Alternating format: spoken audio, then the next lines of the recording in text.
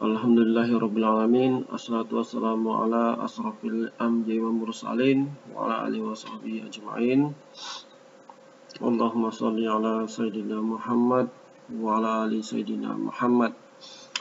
Kita mari bersama-sama bersyukur kepada Tuhan Yang Maha Esa, Allah Subhanahu wa taala, masih diberikan kesempatan untuk terus belajar.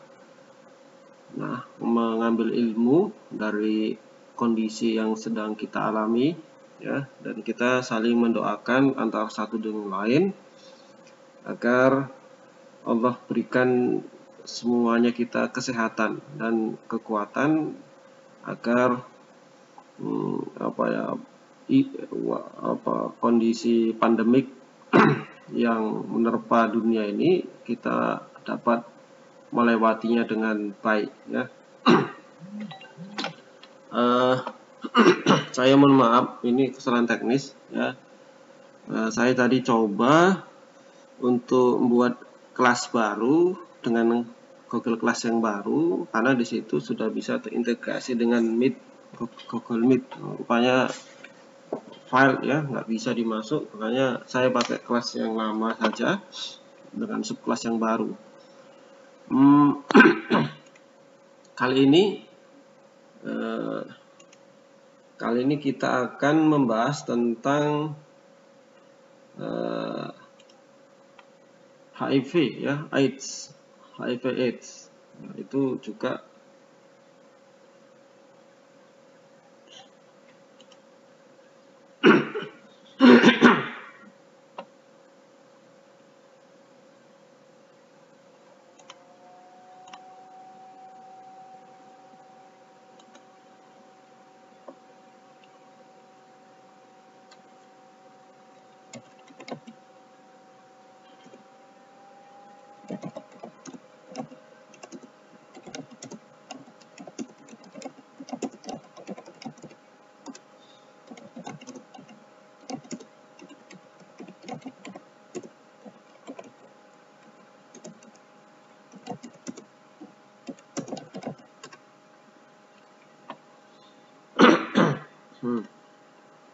baik.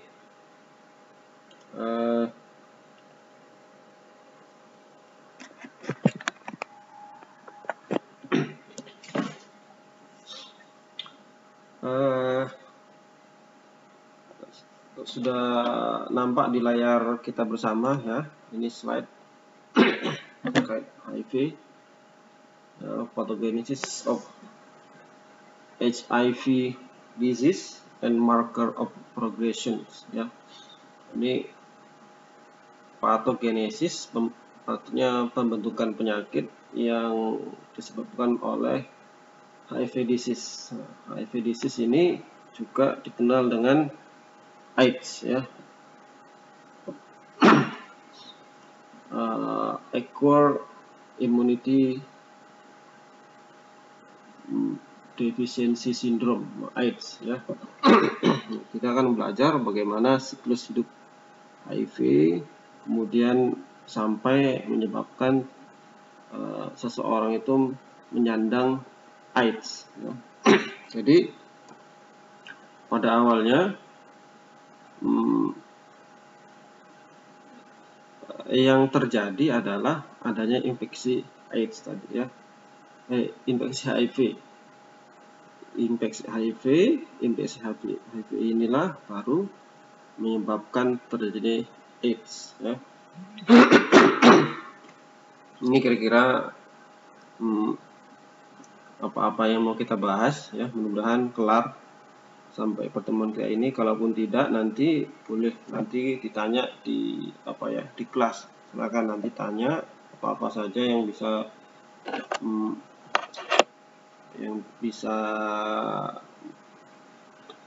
ya menambah wawasan kita, ya. Nah, ini terkait dengan siklus hidup HIV. Siklus HIV.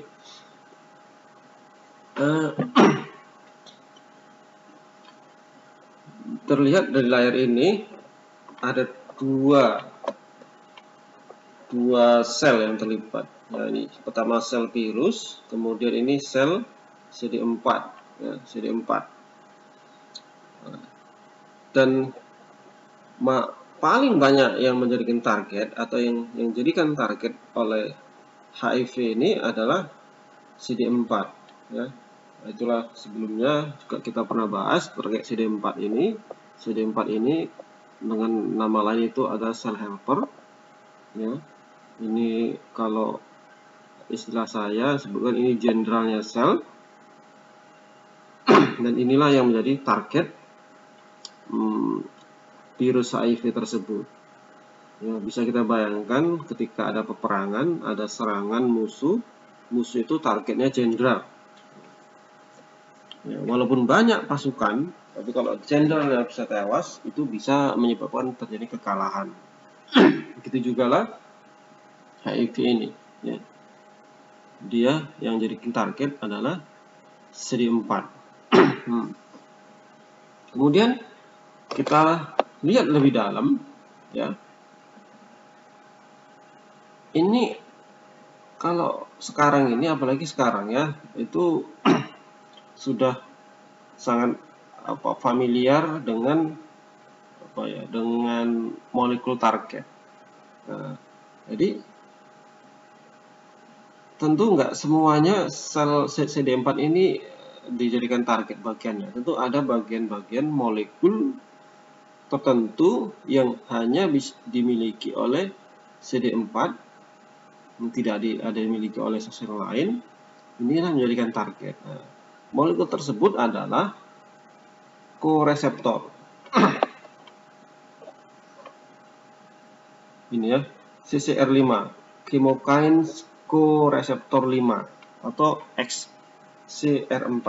Ya, biasa orang menyebutkan CCR5. Nah, molekul CCR5 inilah yang dijadikan target oleh virus HIV, ya.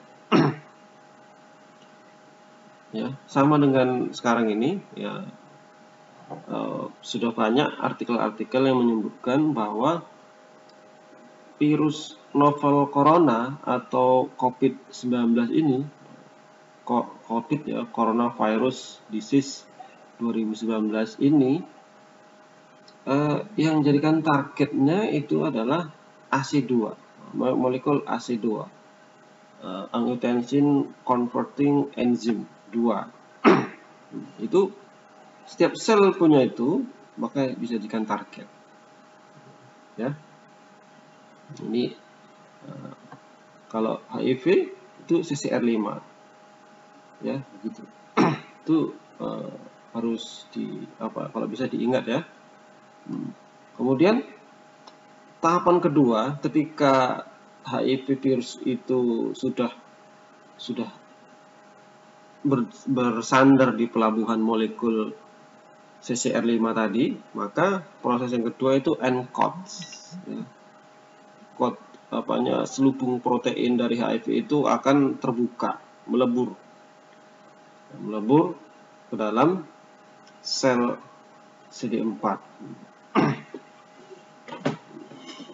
Karena melebur tersebut, maka materi-materi genetik yang ada di dalam sel virus HIV tersebut akan masuk, ya.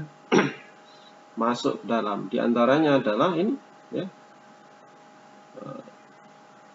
virus materi genetik, ya, RNA virus, kemudian ada integrase, kemudian enzim integrase, kemudian ada enzim reverse transkriptasi. Jadi ada 3 bagian penting dari sel HIV tersebut yang masuk ke dalam sel CD4. Ini materi genetiknya, RNA-nya, kemudian enzim integrasi, dan selanjutnya adalah enzim reverse transkriptasi. Kemudian setelah itu, ini masuk ke dalam, maka enzim tersebut akan bekerja. Ini enzim integrasi akan mengintegrasikan atau menggabungkan dengan untayan DNA di sel CD4 tersebut. Ya kan, ini double helix ya.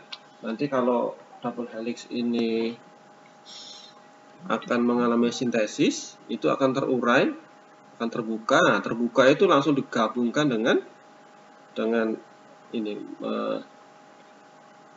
materi genetik RNA dari virus HIV.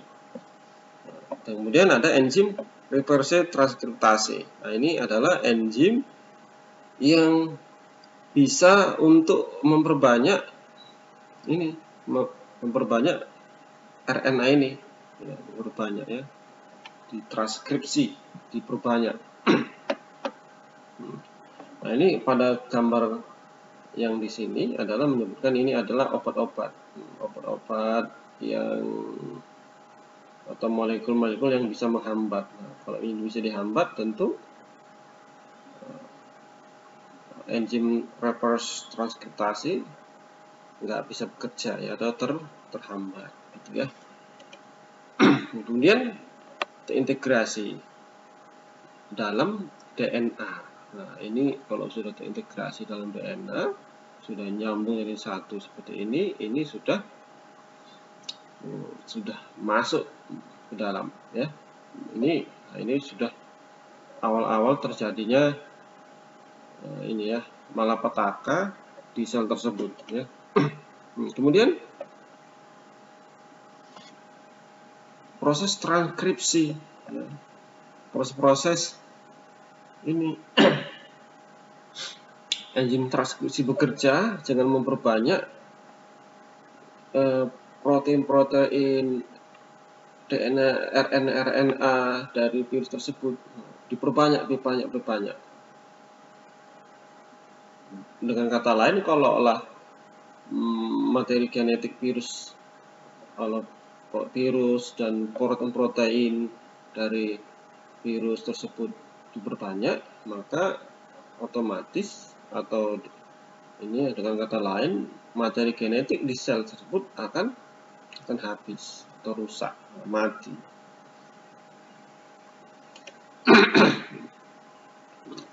Nah, proses assembling, perakitan, maturasi, dan pelepasan. Kalau sudah banyak, rakit, kemudian lepas, dan sel-sel baru tersebut akan menginfeksi sel-sel CD4 yang lain. Jadi ini awal-awal terjadinya invasi, seperti saat ini ya. Kalau mendengar pemaparan ahli intelijen, saat ini Indonesia mengalami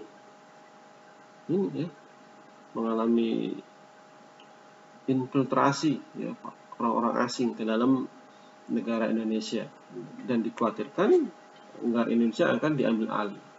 Ini harus kita waspadai bersama. Oke, ini skemanya saja. Yang pertama itu binding and fusion ya, mengikat kemudian bergabung, kemudian masuk ke dalam, kemudian proses transkripsi, integrasi ke DNA, kemudian RNA virus dan protein itu akan terekspresi, diperbanyak, kemudian perakitan dan budding, digundel gitu ya, kemudian maturasi, lepas ya. Ini sel-sel yang jadi target ya, ada CD4, makrofag, dendritik, sel-sel imun, dan tentu molekul yang jadi target itu adalah molekul CCR5 tadi ya. Nah, ini ada video hampir sama caranya, cuman ini dalam bentuk animasi, mudah-mudahan bisa dipahami dengan baik ya.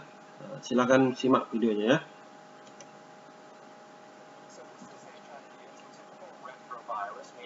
Has an outer envelope, and in the center it has 2 copies of RNA, as well as an enzyme here in blue that's reverse transcriptase, which will ultimately turn that RNA into DNA. The virus itself, with this outer envelope protein, actually directly infects T helper cells. The way that it does this is that as it comes up to the cell surface, it uses receptors that are on T helper cells and exclusive to T helper cells, which are CD4 molecule, which really defines T helper cells. It's a surface receptor that binds to the envelope protein. That causes a conformational change and allows a second receptor to grab hold of the envelope. This is the chemokine co-receptor. It's also called CCR5, and we'll talk about that more.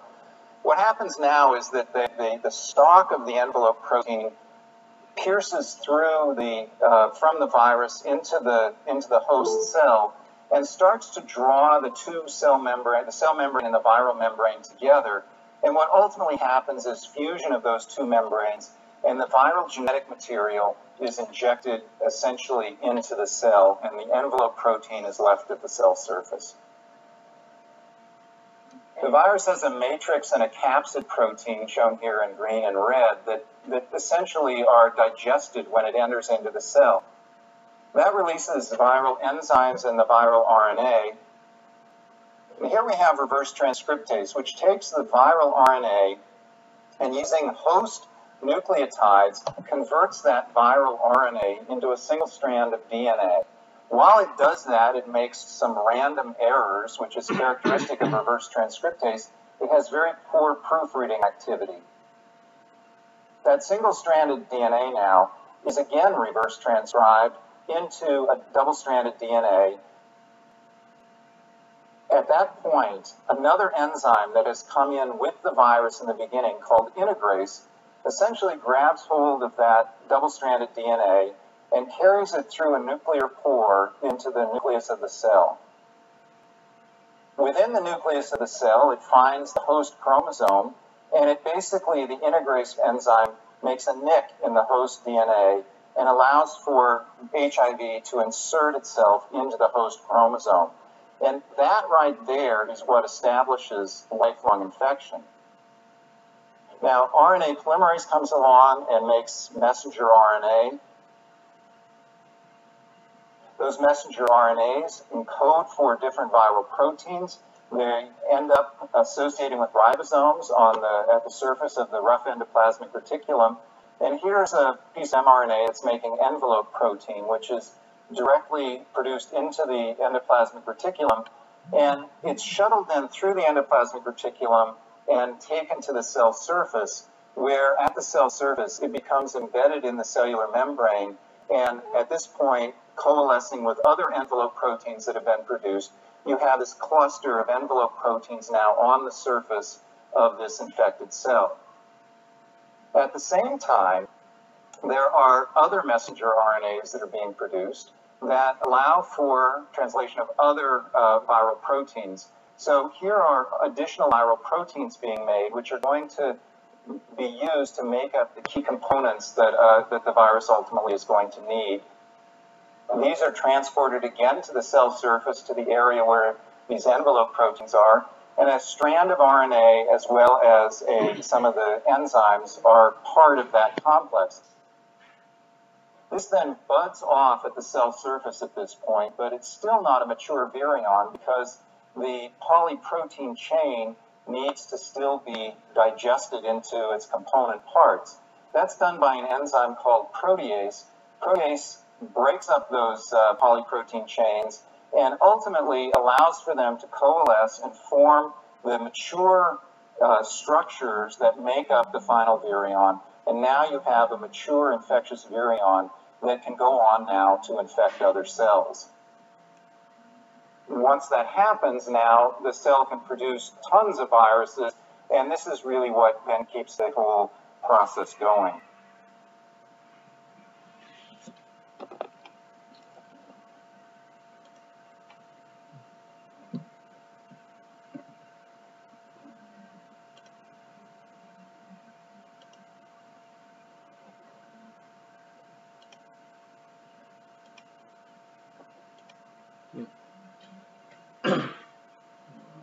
Jam 9 udah.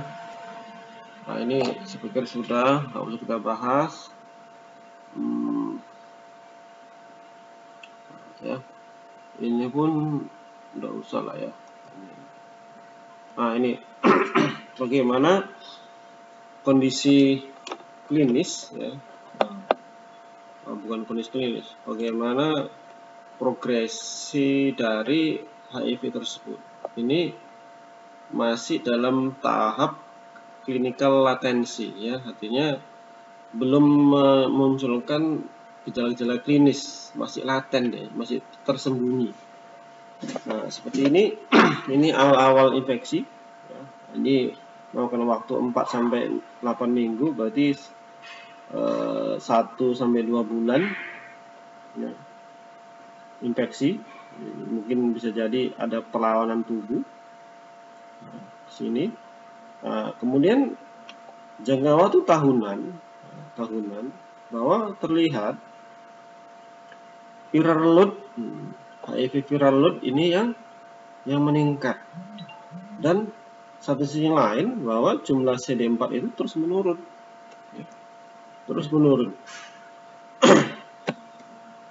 Nah, ini yang jadi permasalahan.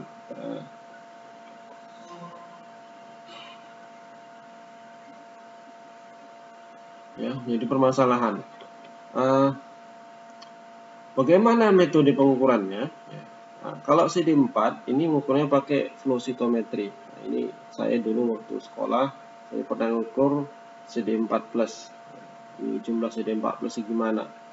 Sama ketika seseorang yang menerima protokol ini, protokol kemoterapi, itu jumlah CD4-nya juga menurun. Jadi orang-orang punya kanker yang dapat kemoterapi itu juga menurun CD4-nya. Nah, sedangkan HIV viral load ini, nah ini sekarang ini yang jadi populer ya, PCR, alat PCR. Alat PCR ini digunakan untuk memperbanyak virus-virus RNA virus sehingga bisa dideteksi. Inilah yang juga menjadi alat yang paling akurat saat ini untuk mendeteksi corona ya. Namun Indonesia masih terus belum saya pikir ya sudah mulai sadar lah ya untuk menyediakan alat yang bisa mendeteksi viral load. Oke. Ini simptomnya, saya pikir tinggal dibaca saja ya. Jadi ini kalau sudah masih clinical latency ya, sama ya, jumlah ini juga terkait jumlah sel terus menurun CD4-nya. Ini proses depletasi atau penurunan jumlah CD4 karena infeksi HIV terlihat ini terus menurun. Nah, ini perkembangan selnya juga terus menurun.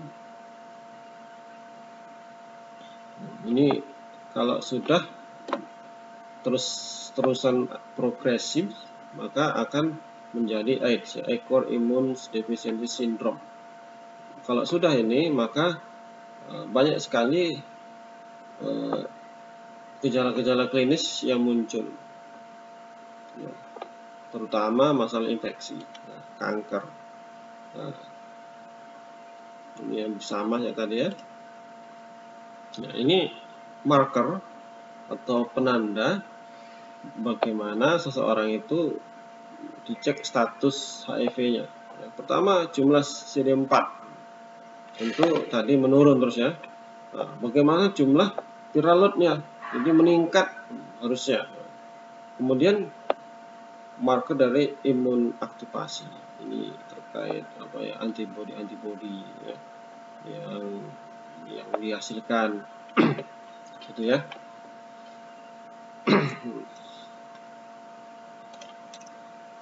Ini hanya marker cara teknis menghitung jumlah marker CD4 ya. Saya pikir ini sudah teknis ya, nanti kalau kalian melanjut kuliah di S2 boleh ya teknisnya. Ini viral load-nya.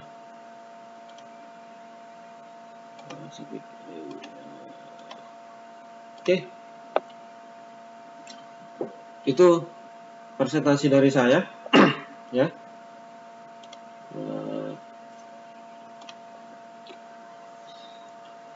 Oke. Presentasi dari saya.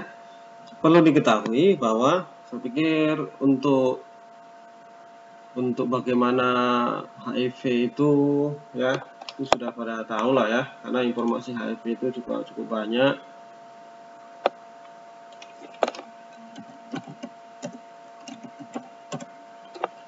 Ya, satu hal ya, terutama ini ya, bagi yang perlu saya ingatkan, bahwa seandainya ya punya orang-orang kita kenal atau saudara-saudara kita yang kena musibah menerima menyandang AIDS, ya, harus diwaspadai bahwa seluruh cairan dalam tubuhnya punya potensi untuk mengandung viral load, ya, mengandung virus HIV tersebut.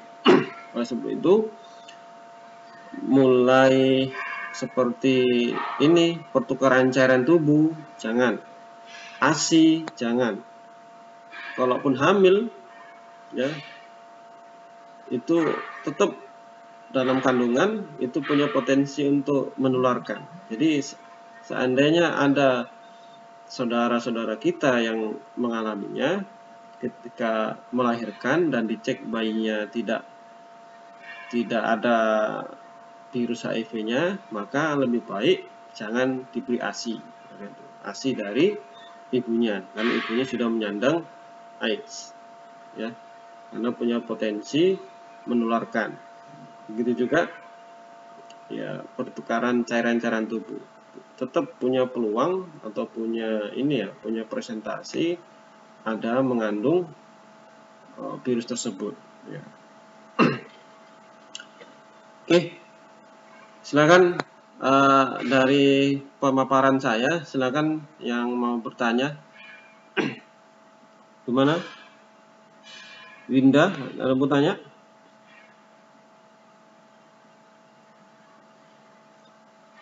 Halo Winda, mau bertanya? Enggak ada, Pak. Jelas?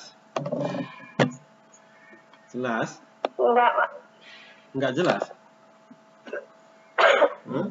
Nyimak tadi enggak? Jelas. Oh, nyimak?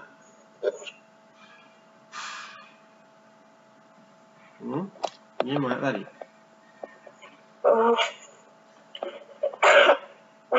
Iya, Pak. Oh. Ya, saya tanya ya.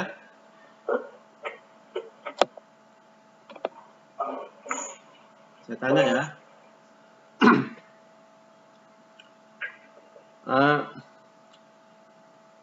Kalau untuk melihat seseorang itu punya HIV atau tidak, ya, itu apa yang dilihat? Diuji apa? Ya. Apa yang diuji? Ini apa loh, sekalian mengingatkan bahwa kalian ini kan sudah pada gede ya, sudah pada besar.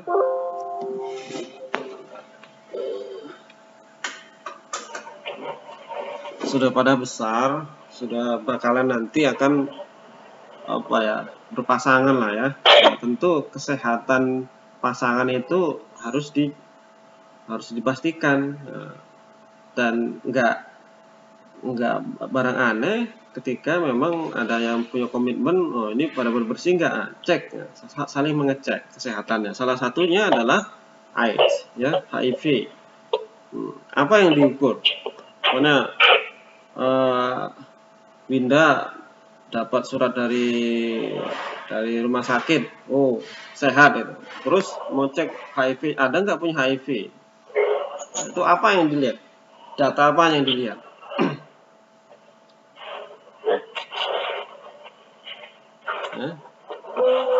Ada 3 ya, ada 3 itu. 2 lah yang paling utama. 2. Nah, saya ingatkan ya. Yang pertama harus dicek ada nggak terdeteksi HIV di dalam darahnya, cairan tubuhnya, pakai PCR. Nah, yang kedua dicek jumlah CD4-nya, ya.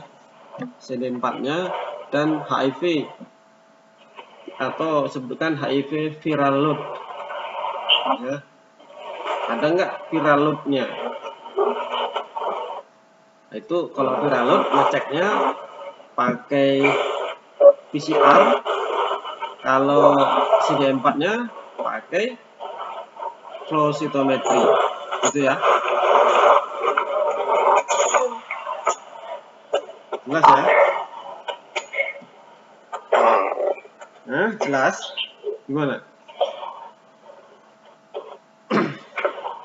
Jelas, Winda? Kurang jelas. Nah, yang mana nggak jelasnya? Nggak pernah ngerti. Yang mananya nggak ngerti?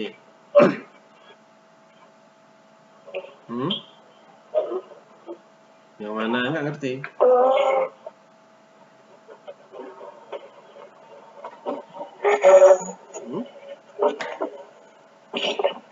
Yang mana nggak ngerti?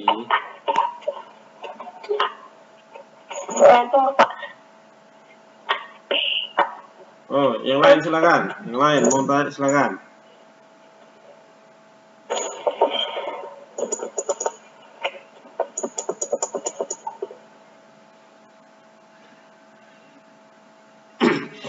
Florence mau bertanya? Gianti, Zarka, Didia Pane, Debi Sanura, Kalisa, Niken, silakan tanya.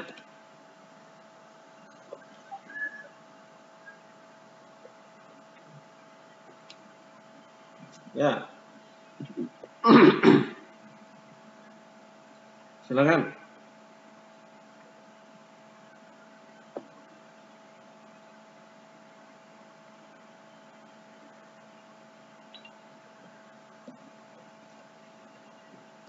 Ya, ayo tanya, silakan.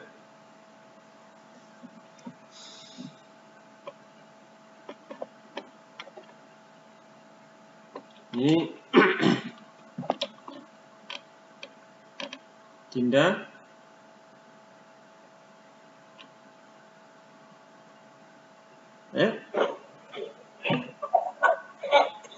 Erna, gimana Erna? Apa? Izin bertanya, Pak. Ya, silakan. Apakah pengidap HIV rentan terkena komplikasi? Iya.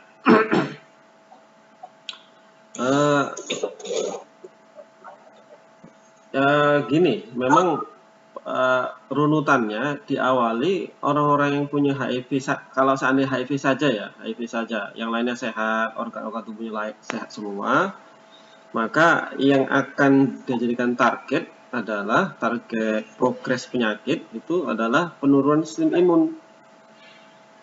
Karena HIV itu nyerang sel-sel imun. Nah, kalau sel-sel imun turun, melemah, kacau balau, maka akan muncul penyakit-penyakit infeksi. Ya, berawal dari di situ, ya.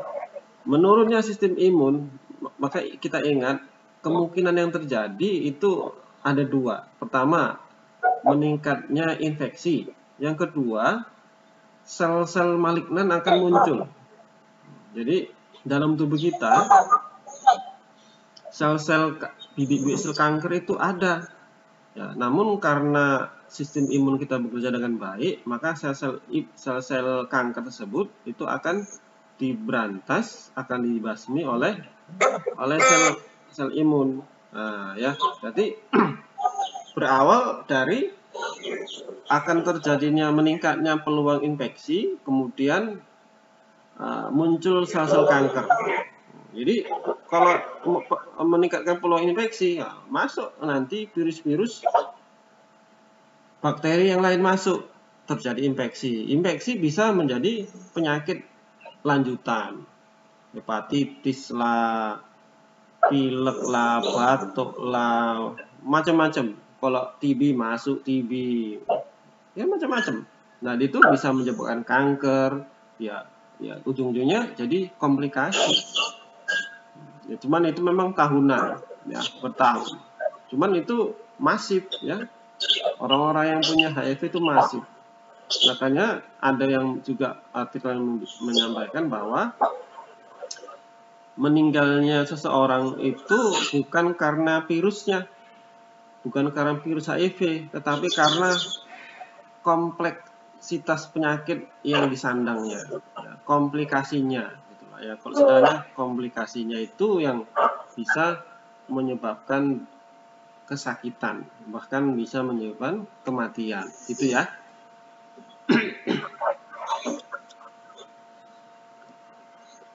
Iya, Pak. Oke. Nah, ini gimana? Niken mau bertanya? Iya, Pak. Nah, gimana? Pak, kan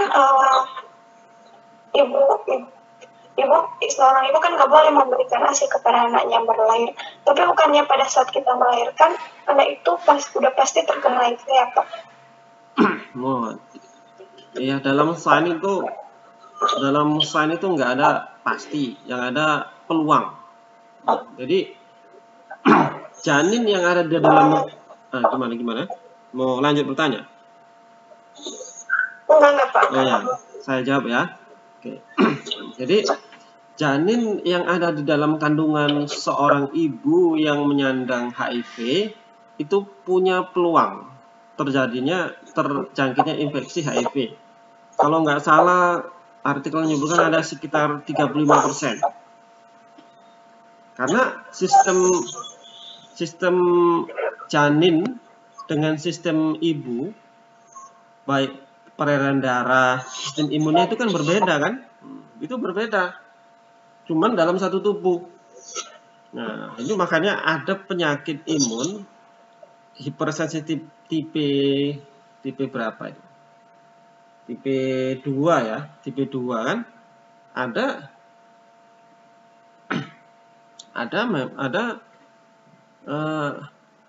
sistem imun itu menyerang sel darah merah si janin di dalam janin. Nah, itu kalau yang abnormal, yang tidak normal. Jadi memang bisa kita pahami bahwa janin dengan ibu itu dua individu berbeda dalam sains ya, dalam sains itu dua individu berbeda. Jadi darahnya pun nggak bercampur, itu akan cuman terhubung oleh plasenta. Nah, plasenta ini termasuk sawar ya, hambatannya banyak. Jadi tidak semuanya bisa masuk ke sawar plasenta. Nah, oleh sebab itu kita tidak boleh menyatakan bahwa seorang janin atau anak yang baru lahir itu punya penyakit turunan dari ibunya HIV. Kalau ibunya HIV, maka anaknya HIV. Kita jangan terlalu terburu-buru. Nah, namun memang ada peluang-peluang seperti tadi 30%. Kemudian proses lahir, ya kalau lahir normal, ya itu kan ibunya juga berdarah, ya berdarah bleeding. Nah, bleeding itu juga bisa meningkatkan potensi terinfeksi.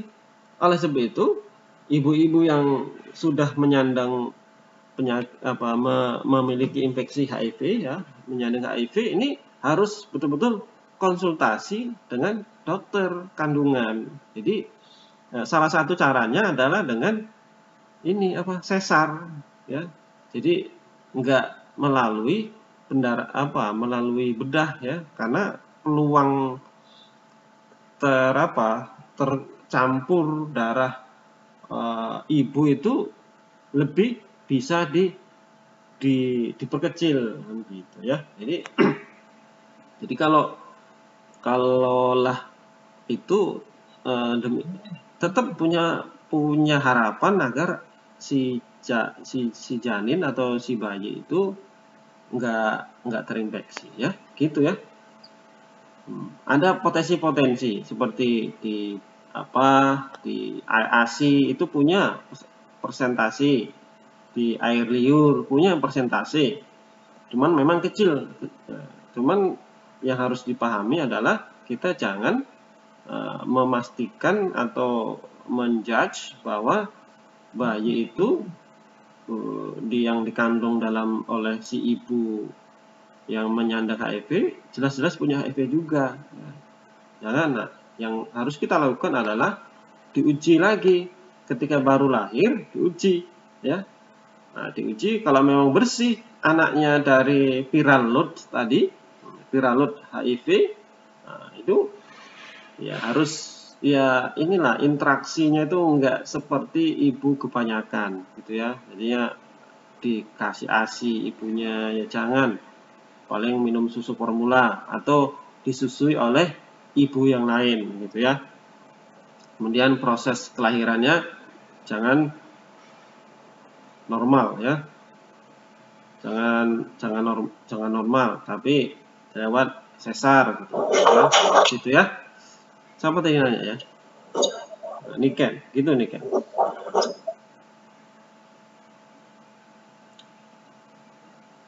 Ya Pak, baik. Ya, oke, silakan yang lain. Oke Pak, makasih. Ya, sama-sama.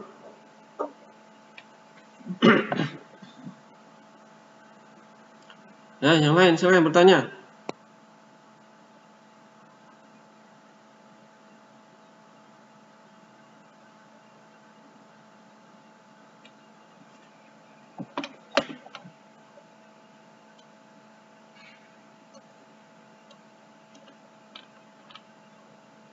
Ya.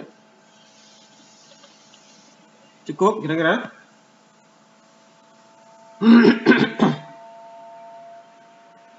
Cukup? Kalau cukup, ini ada juga sebagian kuliah jam 9. Jadi saya mohon maaf ya. Kalau bisa ngasih taunya 1 hari sebelumnya. Kayak tadi malam itu HP saya nonaktifkan pula. Jadi saya kurang persiapan. Kalau bisa momennya hari ini, hari Rabu ya. Hari Rabu, hari Selasa siang itu udah dikabari saya ya.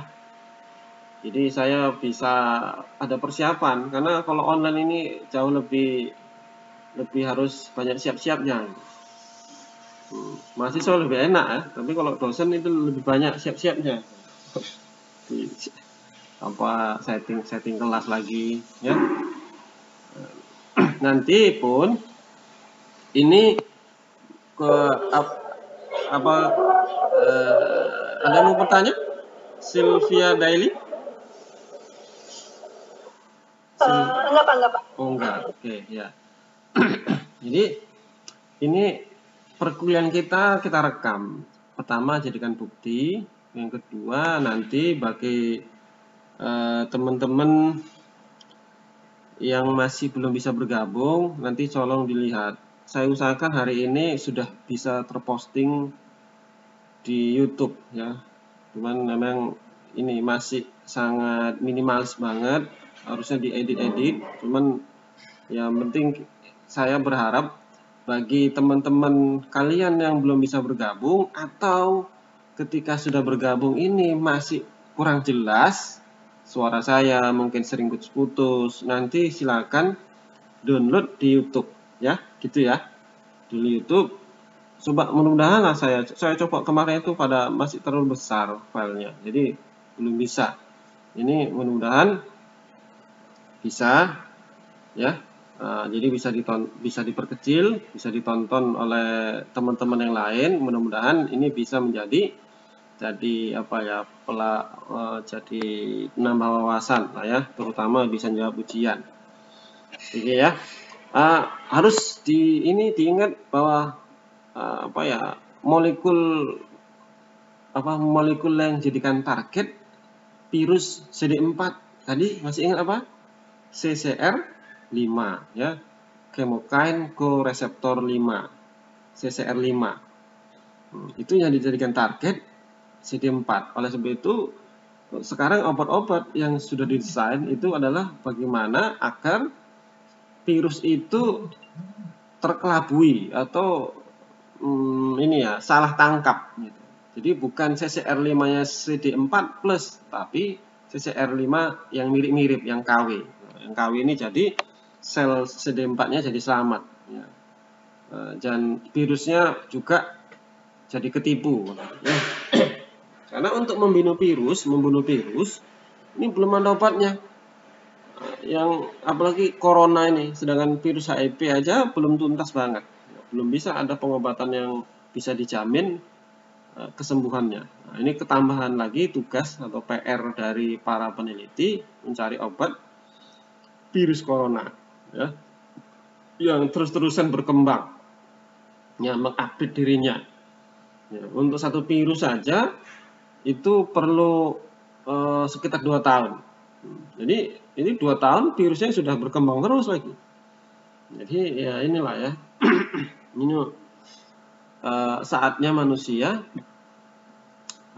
mengakui kepada dirinya sendiri, kepada Sang Pencipta bahwa manusia itu lemah, manusia itu perlu bantuan. Ya kan? Jadi banyak sekarang orang-orang sudah pada sadar, sekaya apapun dia, sehebat apapun dia, sama virus itu bisa kalah kan itu. Sejahat apapun dia bisa kena, semiskin apapun dia bisa kena, sekaya apapun bisa kena. Makanya kemarin ada pejabat RI ini blunder omongannya, ngomong bahwa orang miskin jangan nulari corona. Ya itu blunder. Bagi saya itu tidak tepat. Yang tepat adalah kita harus saling menjaga kesehatan, saling mengingatkan, saling berbagi. Karena banyak sekali saudara-saudara kita yang saat ini pekerjaan terancam, kehidupan yang terancam. Maka saya di kelas ini juga mengingatkan kepada kita semua, termasuk saya pribadi, bagi yang memiliki kecukupan rezeki, yang bisa berbagi, inilah saatnya kita bantu saudara-saudara kita yang butuh. Terutama tetangga kita, lingkungan kita. Kalau sudah lingkungan kita bisa handle, baru berbesar. Apalagi ini di bulan Ramadan yang ini yang rewardnya itu bakalan berkali-kali lipat, ya kan? Rewardnya berkali-kali lipat. Nah, mudah-mudahan ini bisa jadi jadi manfaat pada kita semua. Dan saya anggap ini nggak ada pertanyaan lagi ya. Kalau nggak ada pertanyaan lagi, kita akhiri pertemuan kali ini dan dengan mengucap syukur. Mudah-mudahan dengan kita bersyukur Allah akan tambah rezeki. Kalau dapat musibah kita bersabar, ya. Dan kita rela atau legowo terhadap apa-apa yang Tuhan kasih ke kita, yang Allah kasih ke kita. Ya, itu ciri-ciri orang yang beriman. Kalau dikasih rezeki bersyukur, dikasih musibah sabar, dan kita ridho terhadap apa-apa yang terjadi pada diri kita. Oke ya, saya kira cukup demikian. Billahi taufiq wal hidayah. Assalamualaikum warahmatullahi wabarakatuh.